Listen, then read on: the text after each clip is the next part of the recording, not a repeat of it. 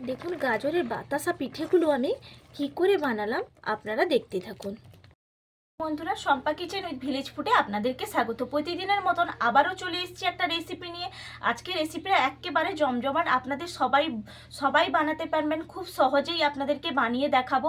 আর আপনারা যদি ফেসবুক থেকে দেখে থাকেন তাহলে ফেসবুক পেজটাকে ফলো করে রাখবেন, আর ইউটিউব চ্যানেল থেকে দেখে থাকলে ইউটিউব চ্যানেলটা সাবস্ক্রাইব করে রাখবেন, পাশে থাকা বেল আইকনটা প্রেস করে রাখবেন, সবার আগে নোটিফিকেশনটা পেয়ে যাবেন। আর লাইক দিয়ে আপনারা দেখে নেবেন আমি কি করে বানাই, আপনারা দেখতে থাকুন। তার জন্য আজকে বানাবো পিঠে। আজকে বাতাসা পিঠে বানাবো, সম্পূর্ণ একেবারে ভিন্ন স্বাদের। এই জন্য আমি গোবিন্দভোগ চাল নিয়েছি। এখানে 250 গ্রাম গোবিন্দভোগ চাল আছে। আর একটা জামবাটির মধ্যে আমি জল গরম করে রেখেছি আগে থেকেই। আমি গরম জলের মধ্যে চালগুলো দিয়ে দিচ্ছি। দেখুন গরম জলের মধ্যে তো ফেলে দিলাম, বেশি টাইম যাবে না, এটা নরম হয়ে যাবে। এটা আমি ঢাকা চাপা দিয়ে রেখে দিচ্ছি 5 মিনিটের জন্য। আর এখানে আমি নিয়েছি আজকে গাজর দিয়ে বানাবো, তার জন্য একটা গাজরও নিয়েছি। এই গাজরটা আমি কেটে নিচ্ছি, ততক্ষণে গরম জলে চালটাও ভিজে যাবে।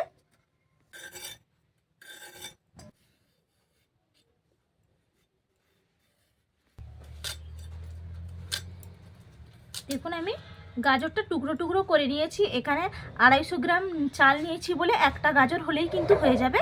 গাজরগুলো কেটে আমি জলের মধ্যে ফেলে দিলাম। আর এইদিকে আমি দেখে নেব যে চালটা একটু হয়ে গেছে কিনা নরম, গরম জলে দেওয়া আছে তো। দেখুন হয়ে গেছে, কিন্তু ভেঙে যাচ্ছে, চাপ দিতেই ভেঙে যাচ্ছে। দেখুন এটা আমি এরপর বেটে আনবো, চলে যাই। গাজর আর চালগুলো একসঙ্গেই আমি বেটে নেব। বেটে নিয়ে আমি চলে এলাম। দেখুন অনেকক্ষণ কিন্তু সময় লাগলো, কারণ শিলনোড়ায় বেটেছি বলে অনেকটা টাইম লেগে গেছে।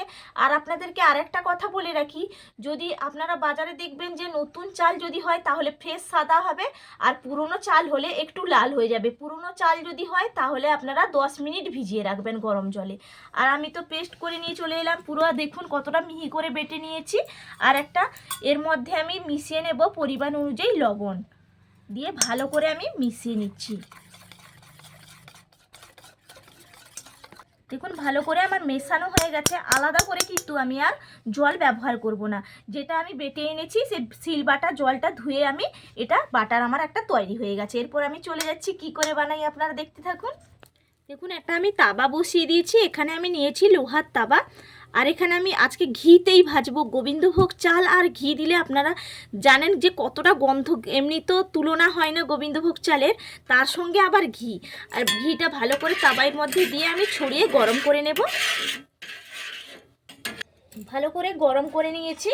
আর এই যে বাটারটা তৈরি করলাম, একটা হাতা নিয়েছি, হাতার সাহায্যে আমি একটু করে তুলব আর আমি তাওয়ার মধ্যে দেব। ছোট্ট ছোট্ট করে যেইভাবে বাতাসা তৈরি করা হয় সেইভাবে আমি ছোট্ট ছোট্ট করে দিয়ে দেব।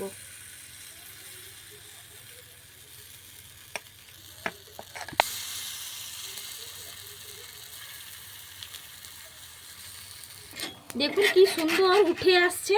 দেখুন একটু সহজেই উঠে গেল। উল্টে দেব, দেখুন কি সুন্দর একটা কালারও এসছে। গাজর দিয়ে বাটা হয়েছে বলে দারুণ একটা কালারও এসছে। দেখুন কি সুন্দর লাগছে, প্রত্যেকটা অসাধারণ, পুরো মনে হচ্ছে পুরো বাতাসা।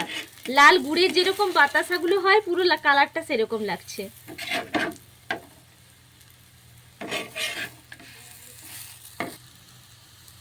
দেখুন আমার হয়ে গেছে, এগুলো আমি তুলে নিচ্ছি। একইভাবে পরের ব্যাচটাও ভেজে নেব।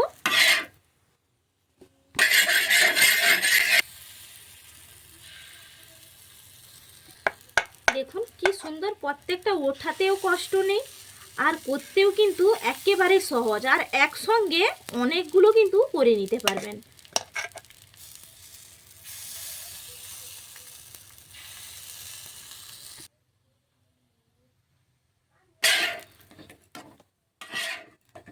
দেখুন এগুলো আমার ভাজা হয়ে গেছে, সবগুলো আমি ভেজে নিয়েছি। আর কতগুলো হয়েছে দেখুন।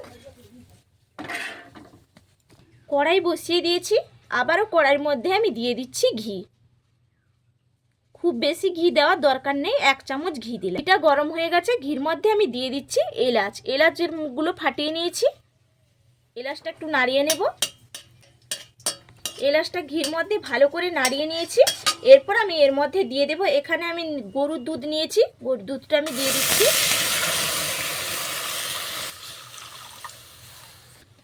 দেখুন দুধটার মধ্যে ফুট চলে এসছে।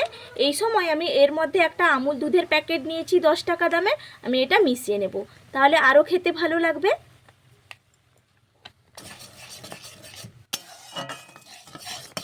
দেখুন দুধটা ভালো করে আমি মিশিয়ে নিয়েছি। এরপর আমি এর মধ্যে দিয়ে দেব চিনি। যে যেরকম মিষ্টি খাবেন সেই পরিমাণে চিনিটা দিয়ে দেবেন। ভালো করে চিনিটাও মিশিয়ে নেব। দেখুন চিনিটাও ভালো করে মিশিয়ে নিয়েছি। এই সময় আমি দিয়ে দেব সামান্য একটু পরিমাণে দিয়ে দিচ্ছি লবণ, কারণ মিষ্টির মধ্যে একটু লবণ দিলে খেতেও ভালো লাগে। দিয়ে ভালো করে নাড়িয়ে নিচ্ছি। এরপর যে দেখুন পিঠেগুলো তৈরি করলাম, এই পিঠেগুলো আমি দুধের মধ্যে, ফুটন্ত দুধের মধ্যে আমি দিয়ে দিচ্ছি।